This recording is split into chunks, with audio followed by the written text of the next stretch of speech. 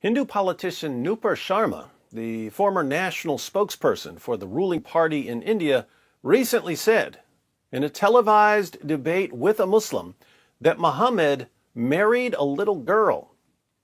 For stating this indisputable fact about the most obvious false prophet in history, Sharma was suspended by her party, and jihadis are threatening her and her family with rape and murder. So, why isn't her party standing up for her? Because politics.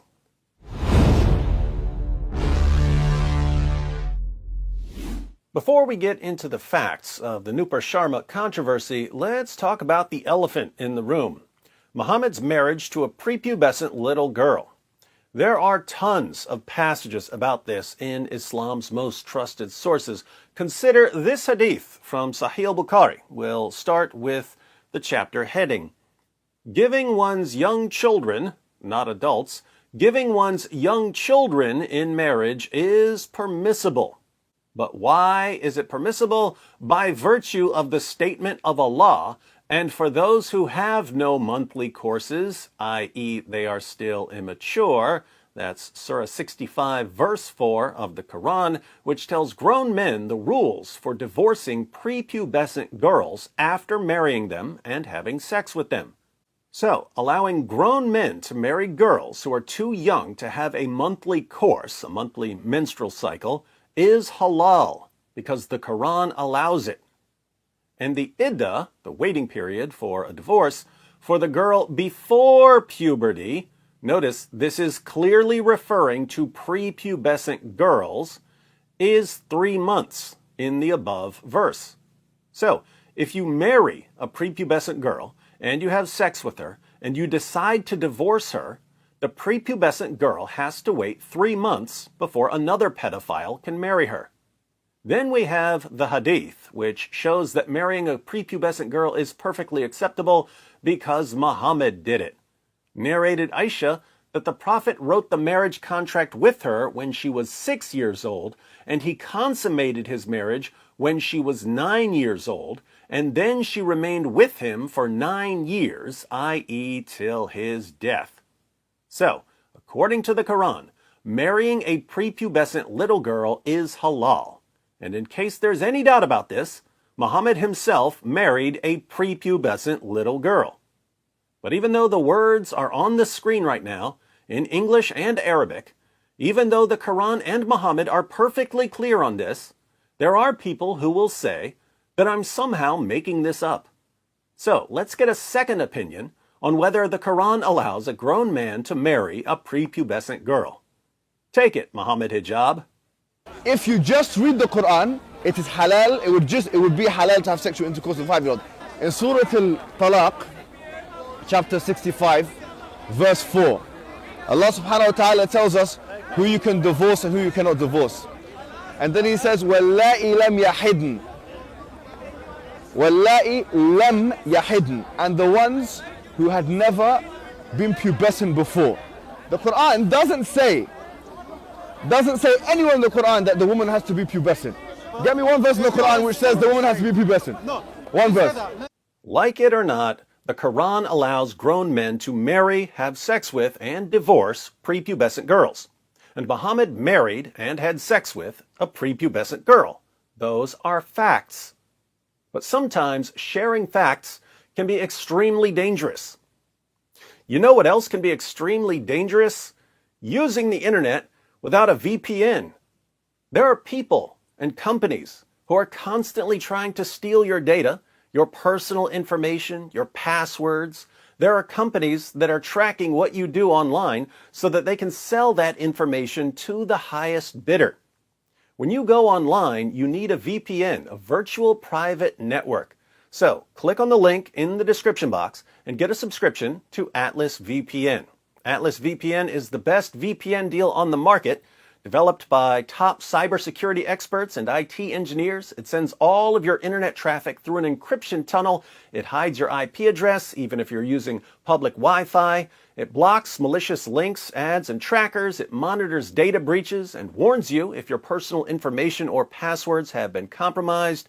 In other words, it keeps you safe from bad people who want to steal your stuff. If you sign up now, you can be fully protected for just $1.99 per month. That covers all of your devices with one subscription. So click the link in the description box, download the app, get a subscription, and turn it on. Going from horribly exposed to extremely safe will only take you a couple of minutes. So get Atlas VPN and practice safe surfing. Now, a VPN can protect your data while you're online. But what happens if you're a Hindu and you're in a televised debate with a Muslim and you mention the fact that Muhammad married a prepubescent girl? CNN, the most trusted name in news, reports India is trying to contain the diplomatic fallout as outrage grows in the Muslim world following derogatory comments made by ruling party officials about the Prophet Muhammad. As always, it's great to see journalists calling Muhammad a prophet. The United Arab Emirates, Malaysia, Oman, and Iraq are among at least 15 Muslim-majority nations to have condemned the remarks, which were described as Islamophobic, with several countries summoning India's ambassadors. The incident sparked protests in neighboring Pakistan and prompted calls from around the region to boycott Indian goods. India's Hindu nationalist ruling Bharatiya Janata Party, BJP, disciplined the two officials involved, but the firestorm involving India's major Arab trade partners is yet to die down. Nothing causes an international firestorm like stating basic facts about the most obvious false prophet in history. What caused the uproar this time? At the center of the controversy is Nupur Sharma, now suspended national spokesperson for the BJP, the party of Indian Prime Minister Narendra Modi. On May 26th, Sharma made comments during a televised debate on an Indian news channel about the Prophet Muhammad that were widely deemed offensive and Islamophobic. Most Indian news outlets have not directly quoted Sharma's original comments, even though her comments were completely factual. Sharma later withdrew her remarks and said it was never her intention to hurt anyone's religious feelings. On Twitter, Sharma said her words were a response to derogatory comments made during the debate about a Hindu god. If my words have caused discomfort or hurt religious feelings of anyone whatsoever, I hereby unconditionally withdraw my statement, she said. Here's Nupur Sharma's statement on Twitter. I've been attending TV debates for the past many days where our Mahadev, that's Shiva, was being insulted and disrespected continuously. It was mockingly being said that it is not a Shivling, but a fountain. A Shivling is a symbol of Shiva. The Shivling was also being ridiculed by comparing it to roadside signs and poles in Delhi. I could not tolerate this continuous insult and disrespect towards our Mahadev, and I said some things in response to it. If my words have caused discomfort or hurt religious feelings of anyone whatsoever, I hereby unconditionally withdraw my statement. It was never my intention to hurt anyone's religious feelings. Nupur Sharma. So, Nupur Sharma was in a debate. People were insulting her religious beliefs, and she responded by saying, in effect, if you really want to keep going with the religious insults, I could start talking about Muhammad's marriage to Aisha when she was 6, and Muhammad consummating the marriage when Aisha was 9. So do you really want to go down this road? And that was enough to produce an international uproar.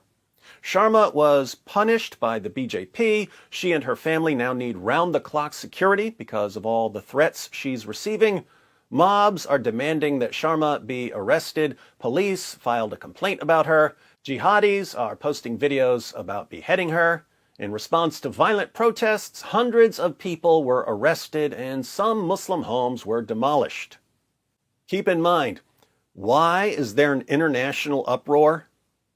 Because a Hindu woman stated facts about Muhammad's relationship with Aisha. Notice, the response of Muslim leaders isn't, excuse me, but what you've said about Prophet Muhammad is false, and here's the evidence that proves you're wrong. The response of Muslim leaders is, we know that what you're saying is true, but you're not allowed to say it. Because you're a Hindu and we're Muslims, and we're not going to allow a Hindu to criticize our prophet. So, why isn't Nupur Sharma's party, the BJP, defending her? Because politics. India doesn't just have to deal with multiple religious groups within its borders. India has various relationships with countries around the world. India is one of the world's biggest importers of oil, and most of that oil comes from Muslim-majority nations. India also sends millions of workers to work in Muslim-majority nations, which sends money back to India. Indian leaders don't want to ruin their economy over some comments about Muhammad. So they had to throw Nupur Sharma under the bus. The BJP can't defend Nupur Sharma. But I can. And you can. So take a screenshot of the hadith I quoted in this video. I'll also put the hadith on my community page here on YouTube, as well as on Twitter. There's a link to my Twitter page in the description box.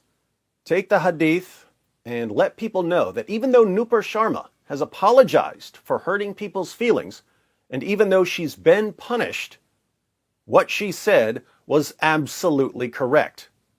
And no amount of whining, no amount of intimidation, no amount of mob violence is going to keep us from telling the truth about the most obvious false prophet in history.